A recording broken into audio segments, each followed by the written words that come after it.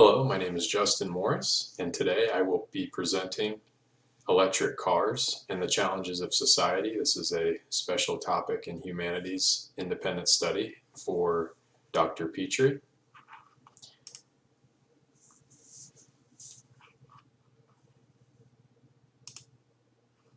Now to begin. So electric vehicles have been a topic of polarizing debate in our society for many years, particularly the last decade.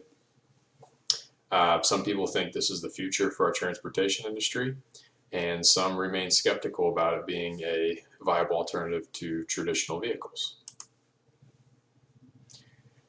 A little bit about the history of electric cars. It dates back over 100 years. In the late 1800s, electric cars were actually used along with steam and gasoline powered cars. There were many innovators that improved the electric vehicles at that time, most notably William Morrison, who was a chemist from Iowa, who developed a 6-passenger electric vehicle at a top speed of 14 miles per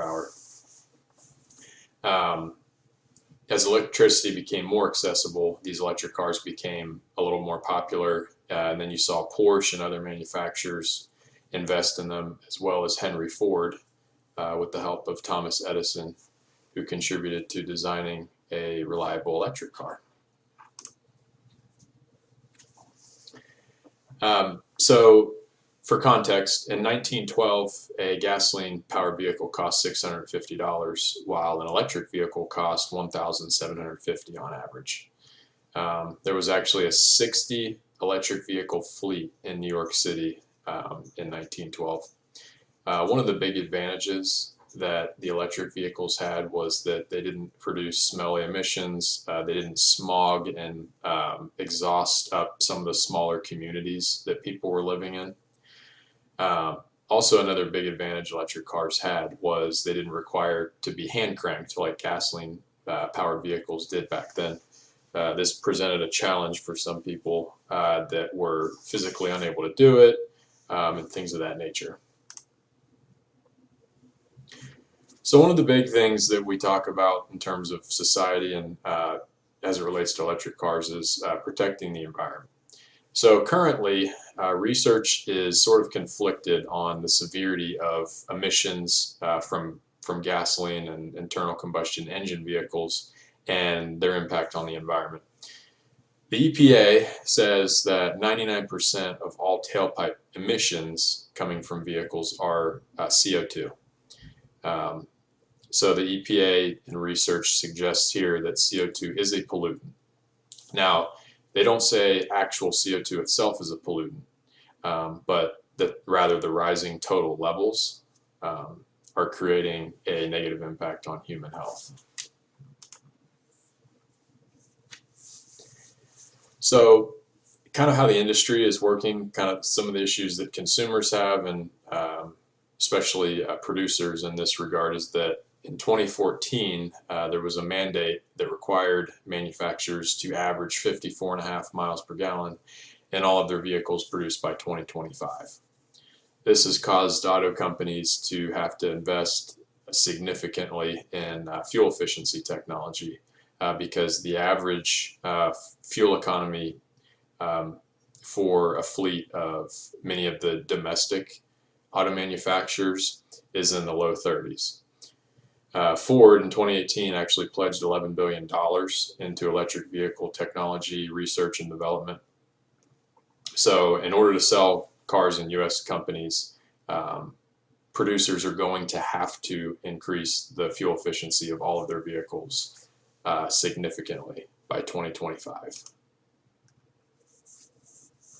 So in terms of cost, this is a big factor when it comes to electric vehicles and some of the things that consumers will face, as well as producers.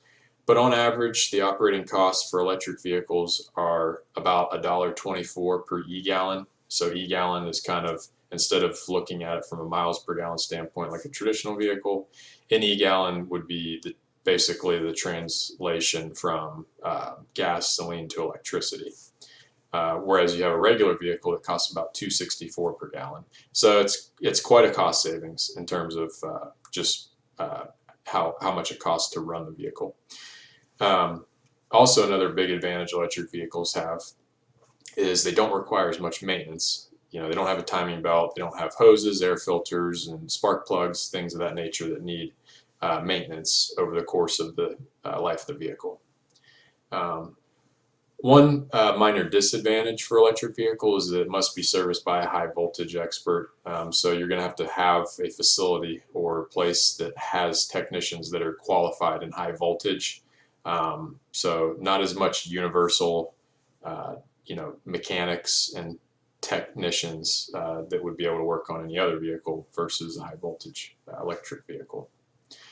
Another disadvantage that people are going to face is the servicing the battery. The batteries in an electric vehicle, if they go bad, they can be very costly, anywhere from $1,000 to $6,000.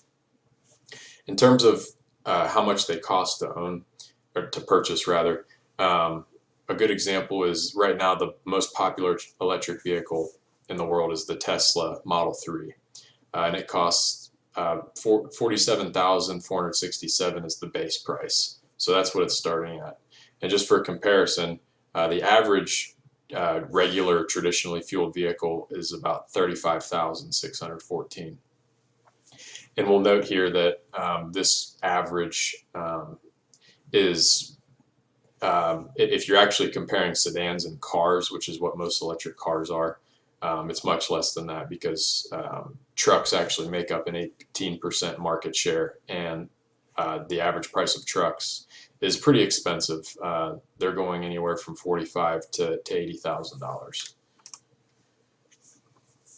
So one thing Tesla's done to try to help make improvements to these challenges that consumers are facing is that they've pledged to reduce the electric vehicle cost to $25,000, just to make it more affordable for every sort of financial bracket.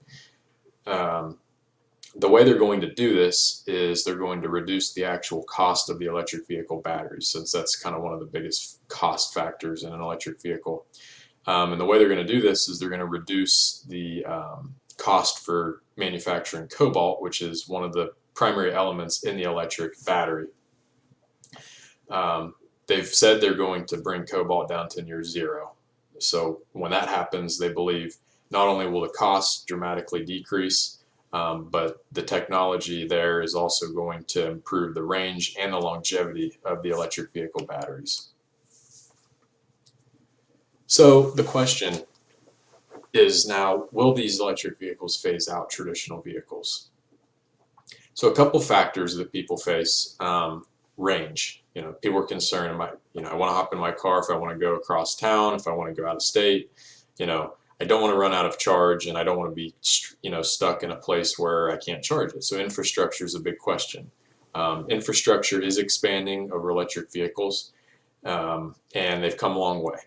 Originally, as we learned in the Who Killed the Electric Car, GM and others were originally starting these electric vehicles out with lead acid batteries, which is actually what you would find in a traditional vehicle right now, is a lead acid battery. They only went about 30 miles on a charge. But then they developed lithium ion technology, and that increased to well over 100 miles. So there's a significant jump there. And one of the things people talk about is that the big three and big oil may have pushed to reduce their popularity and appeal in the time frame where the EV1 came out. So the question really is, was this effort legitimate to reduce the popularity, or was it actually based on the companies actually not being able to justify producing these to meet demand? So in terms of being environmentally friendly,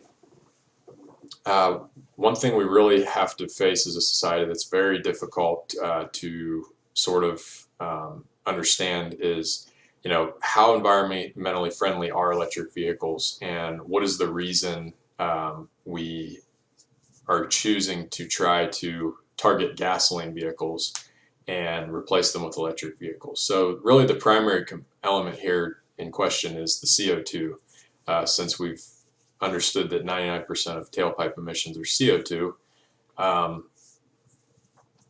we know that electric vehicles produce no CO2. They produce no greenhouse gases whatsoever while they're operating. And traditional vehicles produce a lot of pollutants. So basically, if you believe that the increased CO2 levels are killing the environment, then this is a very legitimate argument to try and phase out the traditional vehicles and replace them with electric vehicles, sort of regardless of whether or not they are a super practical alternative. There are some scientists believe and researchers that the rising CO2 levels are actually not harmful to the environment. So these challenges we face as a society, most people want a clean planet and healthy air. Most people are not opposed to that. However, when it comes to electric vehicles, it's not a totally harmless process.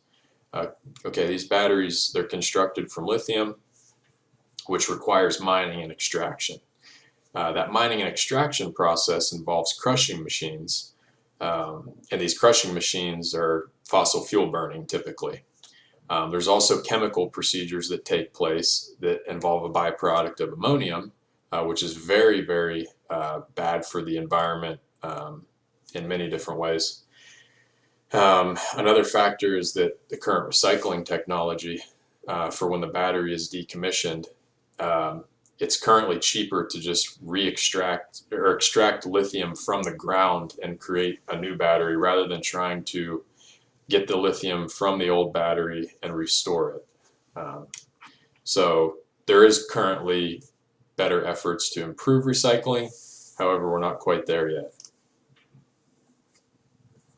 Now, in terms of charging, this is something that is always a topic of interest for people that are potentially wanting to buy an electric car.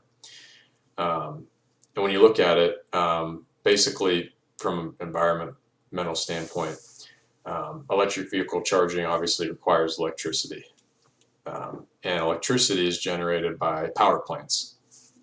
So the more electric vehicles we have, the more demand we have on our power plants, and the more power plant infrastructure growth we're going to need.